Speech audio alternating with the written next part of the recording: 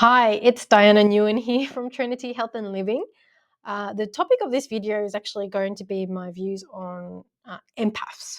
Okay, um, I filmed this before, and for some reason my voice wasn't recorded, so I'm hoping that it's recording this time, and we're doing take two. Okay, so the reason why I'm doing this video is to give you my viewpoint on the whole empath thing. I did do a video a couple of years ago about this, but it's probably somewhere on YouTube, buried amongst things, or on my social media. So I thought I may as well do another one. I don't think my viewpoint has changed too much, but it's worthwhile to just kind of do a little bit of a refresher, okay? So the reason why I'm doing this is because in the past week or so, I have had a couple of queries and noticed certain things from people who are, quite sensitive to energies and refer to themselves as empaths. But a lot of the times it seems like they're just using the label to identify what's going on with them, to understand why they're feeling certain things, which is fine. But then they're not taking the next step. And we'll talk about that in this video, okay?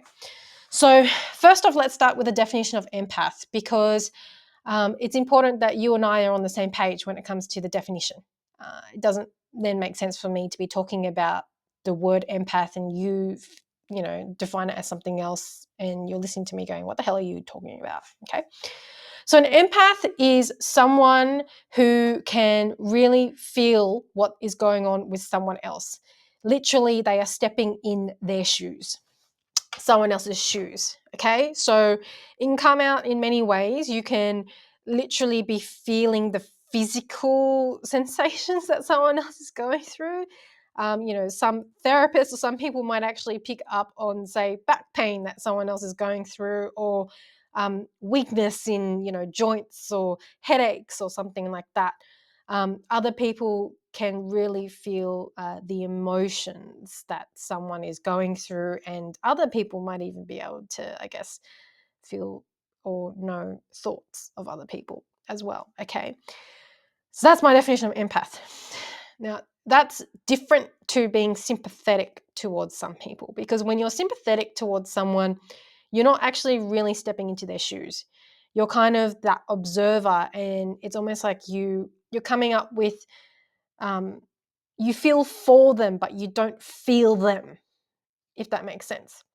So someone, for example, who's lost a loved one, you might feel really sad, and, feel helpless, and want to support your friend, but it's not like you're actually feeling the depths of the grief that your friend's going through, or even, they might have anger or guilt or all that sort of stuff. Like you're not really understanding where they are actually coming from, because you are not them. Okay. So the empath takes on the energy of someone else. The person who's sympathizing does not. That's a way to explain it. So now that I've explained my definition of empath, I then wanted to, I guess, have a controversial opinion as to why I actually believe everyone's an empath. And just because you label yourself as an empath doesn't mean that there's anything like, this is going to come across the wrong way, and I don't want you to take it the wrong way, but like, there's nothing special in being an empath, because everyone has it to different degrees. Like, saying you're an empath is in my mind saying you're a human being. Okay, so hear me out. I believe that everyone is an empath. Every human being is an empath. Why?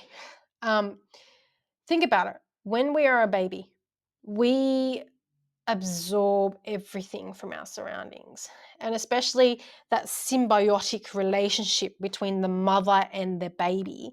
The baby feels everything that the mother does, and the baby has zero distinction between what is the baby's stuff and what is not the baby's stuff, like what is mum's stuff.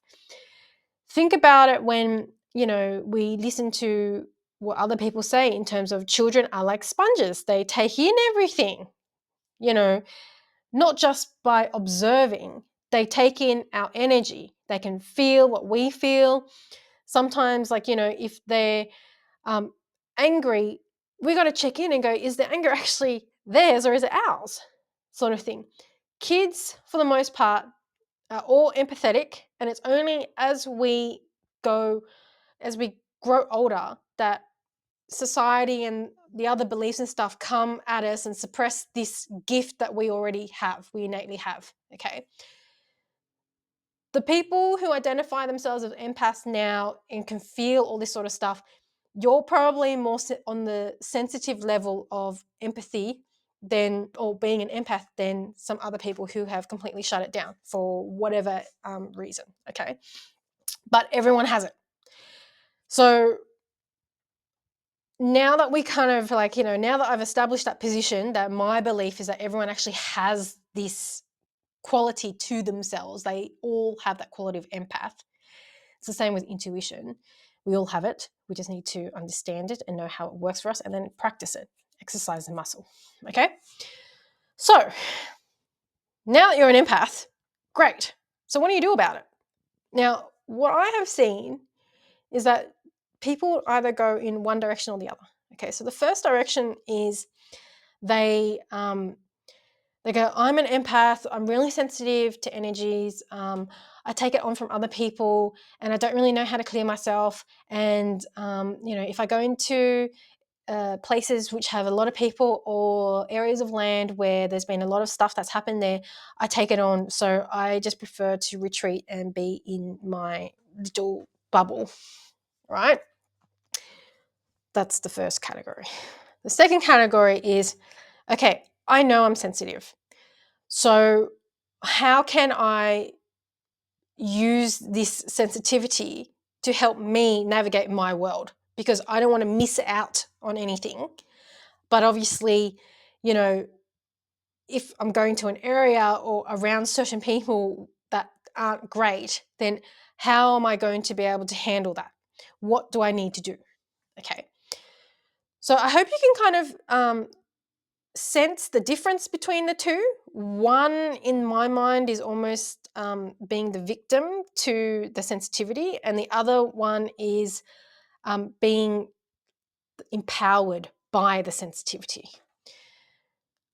You want to be empowered by the sensitivity. Well, you might not want to, but I'm the type of person I want to be empowered by the sensitivity. I don't want to be the victim.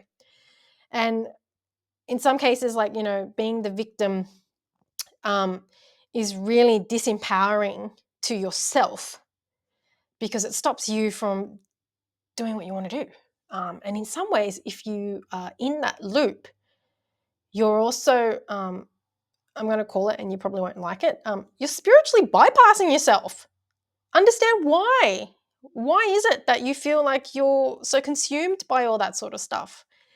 Because there's underlying things there that need to be looked at. Okay.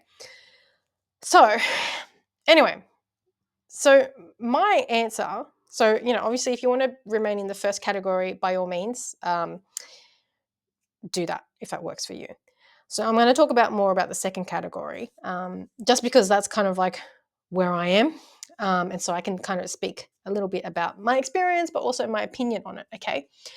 So to rehash, the second category is, you're sensitive. So what are you going to do about it? Okay. Now, the answer to this question in my mind is very simple, and it's to know yourself. Because once you know yourself, then you know when you're taking on something from someone else. That's it. Otherwise known as discernment. But it's really, really important for you to know where what I call your baseline is. What are your true beliefs? Or what are your beliefs, sort of thing? And are they actually true? Are they working for you? And if you were kind of walking through a space and you had been feeling absolutely fine before, and then all of a sudden I hit with a headache or hit with anxiety, if you know your baseline, you'll probably know that anxiety or the headache's not yours. You tune into yourself and figure out, okay, have I just taken it on from someone else? Especially those who, like, are very sensitive to it. Sometimes you can feel stuff way before you actually go into a place. An example for me was I was at work one day years ago in the corporate field as a lawyer. And I was hit by all this anxiety whilst I'm working. I'm going, what is this? Because I'm not that type of person to be anxious. I didn't understand it. And then, so I just carried on. And then when I met up with my friend for lunch, she was the one who, she told me I'm feeling really anxious and stuff. And I go, oh my God, I picked up on your stuff. And then once you know that it's not your own thing, you can just tell it to bugger off. You can just let it go, right? You don't take it on. And so that's why, once you figure out who you are, when you know that there's something coming into your energy field that isn't actually you, then it's really simple to just push back and go, no, thank you. I'm not taking this on. If you then come to the conclusion that, okay, this anxiety is actually mine, drop in and understand why it's there. It's probably teaching you something, whether it's like a wound from your past, childhood stuff, maybe it's a past life stuff. It's coming up because the energy of the situation in which you're in is similar to the energy that caused that original emotion to come in the first place. So exercise your intuition to figure out what it is when it's in relation to yourself, and then do something about it, right? So if, for example, the anxiety you determine is coming from your inner child, go in and chat to the inner child and go, what's going on? How can I help you? I'm noticing that you're anxious. Okay, let me do this or whatever. And then see that anxiety or whatever emotion is slowly fade away once you resolve the underlying issue, right? So that's kind of where I wanted to come with in terms of, talking about empaths and, I guess, in a way, how to navigate it instead of becoming a victim to it. I do have a recording you can purchase on discernment, which is around 11 minutes taken from a Dragon online class that I held last year in October. But it does take you through an exercise of feeling and sensing whether or not, what is right for you. And you can use that exercise to help you figure out whether something that's coming in is actually yours or not. The most important thing is, you have to really know yourself. And it can be really simple, or it might actually, knowing yourself might take you on a big journey to unravel a lot of the stuff that you've taken on and then come more into your power. So I will include the link to that recording below, and you can watch it as many times as you want. But also, use your own discernment in terms of whether that's for you or another way is going to be for you. Someone else has some techniques that will work for you. Really, really important, guys. We are now in a time where the exercise of discernment and knowing who you are is more important than ever. There's so much crap flying around that the only way you're going to be able to navigate the world easily, well, maybe not easily, but in alignment with yourself and not becoming I don't like the word victim, but it's the only one that I can use at the moment. Becoming a victim to all this other crap that's flying around is to know thyself and establish strong boundaries. So I hope that gives you a little bit of information about my stance on empaths. And if it resonates, great. And if it doesn't, then just ignore me. I don't mind. You're exercising your own discernment. Okay, guys, have a good one.